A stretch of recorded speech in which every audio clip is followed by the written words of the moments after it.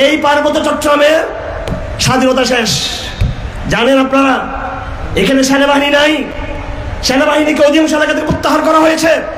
এই পার্বত্য চট্টগ্রামের যতটুকু সীমানা বাংলাদেশের, তার অর্ধেকের মতো বেশি এখন বাংলাদেশের হাতে নাই, আমি বললাম। এবং এদিকে নতুন একটি গোষ্ঠী তৈরি হয়েছে আরকান আর্মি নামে। আগে বাংলাদেশের সাথে দুটো রাষ্ট্রের সীমানা ছিল, একটা ভারত আর একটা মায়ানমার। এখন বাংলাদেশ রাষ্ট্রের সাথে তৃতীয় আরেকটা রাষ্ট্রের সীমানা হয়েছে, সেটা আরকান আর্মির সীমানা। আমার কথাগুলো বোঝার চেষ্টা করুন, আমার কথাগুলো বোঝার চেষ্টা করুন। এই খলিলুর রহমান, তাকে বানানো হয়েছে আমাদের নিরাপত্তা উপদেষ্টা। আমাদের নিরাপত্তা উপদেষ্টা, আমাদের নিরাপত্তা উপদেষ্টা জিয়াউর রহমানের মতো কোন একজন দেশপ্রেমিক সেনাবাহিনী থেকে হওয়া উচিত ছিল।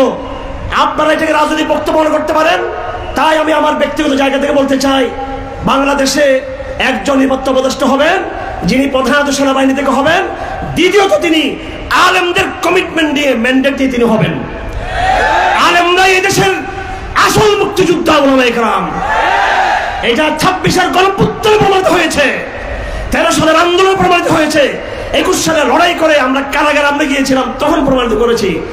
আবার যদি ভারত আগ্রাসন চালাতে চায়, আওয়ামী লীগ আবার প্রবেশ করতে চায়, আরকান আর্মি যদি আমাদের দিকে বন্দুকের নল যদি দিতে চায়, আমরা কতবার মুক্তিযুদ্ধে সেটা প্রমাণিত হবে ইনশাআল্লাহ আজিজ। তখন হাটাদের মাদ্রাসা কওল আল্লাহ কওল রাসূলুল্লাহ চলবে না, তখন সেখানে জিহাদের আওয়াজ উঠবে তখন ইনশাআল্লাহ আজিজ। এটা আপনাদেরকে আমি আবেগতাড়িত করার জন্য বলি নাই। আপনারা লড়াই না করলে আমরা একে লড়াই করবো ইনশাআল্লাহ, আমরা একে শহীদ হয়ে যাবো ইনশাআল্লাহ আজিজ। আমরা স্টেজে বক্তৃতা করার জন্য স্বাচ্ছন্দ্য বোধ করি না, ভারতের ট্যাঙ্কের সামনে দাঁড়ানোতে আমরা স্বাচ্ছন্দ্য বোধ করি। আমরা চক্রান্ত দিয়ে আসছেন ডক্টর ইউনূস সাহেব, আপনার নিরাপত্তা উপদেষ্টা কোন সাহসে বললো আরকান আর্মির সাথে আমাদের বোঝাপড়া আছে? কিসের বোঝাপড়া? আরকান আর্মিকে অস্ত্র দিচ্ছে আমেরিকা। আমেরিকা এবং ব্রিটেনের জাতিসংঘের স্বপ্ন হলো খ্রিস্টান রাষ্ট্র কায়েম করা, আপনি তাদের পক্ষে কথা বলতেছেন। আরকান আর্মির সাথে সম্পর্ক হলো ভারতের, আপনি কিভাবে আরকান আর্মির পক্ষে কথা বললেন? হেফাজত ইসলামের পক্ষ থেকে রাখা হচ্ছে, নোটিশ রাখা হচ্ছে। এটা এই দেশ আপনাদের না, এই দেশ ইন্টারিম গভর্নমেন্ট যদি মনে করে ইউনূস সাহেব আপনার, এটা ভুল। এই দেশ একক বিএনপিরও না, এই দেশ জামাত ইসলামী অথবা অন্য কোনো দলের না, এই দেশ তৌহিদবাদী জনগণের এই বাংলাদেশ। এটা আগেও প্রমাণিত হয়েছে, আগামী তো প্রমাণ হবে ইনশাআল্লাহ আজিজ। আমরা রাজনীতি করি না, গণতান্ত্রিক রাজনীতি আমরা বিশ্বাস নয়, কিন্তু কেউ এই দেশে গণতন্ত্রের উপরে সবার হয়ে দেশকে বিক্রি করবেন, সেটা আমরা করতে দেব না। আমরা নতুন যুদ্ধের ডাক দিব। আমরা এই দেশকে দিল্লি থেকে মুক্ত করা হয়েছে ওয়াশিংটনের দাসত্ব করার জন্য নয়, কখনো নয়। আপনার দাসত্ব ছাড়েন, সবাই আপনাকে দাম দিবে আপনাদেরকে। আফগানরা দাসত্ব ছেড়েছে, তাদেরকে এখন বিশ্ববাসী স্যালুট করতেছে। সিরিয়ানরা দাসত্ব ছেড়েছে, তাদেরকে স্যালুট করতেছেন। হামাস দাসত্ব ছেড়েছে, দুনিয়া তাদেরকে স্যালুট করতেছে। এটাই কূটনীতি। আপনি গোলামি করবেন, সে আপনাকে গোলাম মনে করবেন।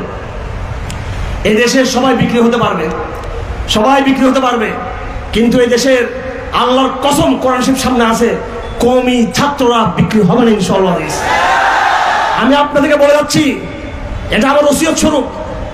আমি বক্তব্য বেশি করবো না, এখানে ওলামায়ে কেরাম কথা বলবেন, আমার বক্তব্য শেষ করে দিচ্ছি। আমি আপনাদেরকে ওসিয়ত করে যাচ্ছি, পড়ালেখা ভালো মতো করবেন।